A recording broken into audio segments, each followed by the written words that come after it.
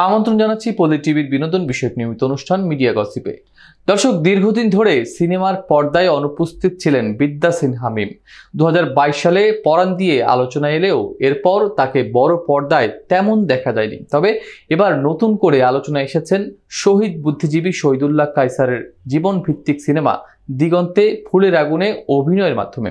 সঙ্গে আছি আমি এমজেড রবিন। চলুন দেখে আসি ডেস্ক রিপোর্টে। মুক্তির 2 বছর পার হলেও পরাণ সিনেমার পর আর কোনো আলোচিত কাজ নিয়ে আলোচনায় আসেননি বিদ্যা সিনহা মিম।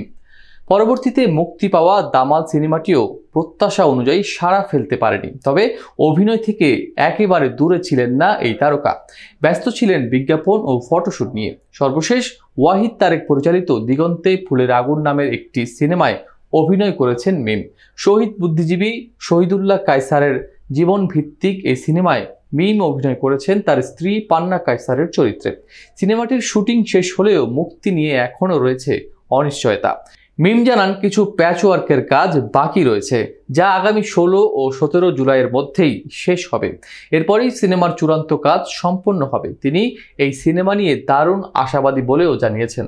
সিনেমার পাশাপাশি মিম ওয়েব সিরিজেও কাজ করছেন। তবে নতুন কাজের বিষয়ে মিম বলেন, গল্প ও চরিত্র পছন্দ হলেই কেবল নতুন কাজে যুক্ত হবেন তিনি। সম্প্রতি শ্রীলঙ্কা ভ্রমণ নিয়েও আলোচনায় ছিলেন মিম। বলেন, সত্যি দারুণ একটি অভিজ্ঞতা হয়েছে, অনেক স্মৃতিময় হয়ে থাকবে এসব।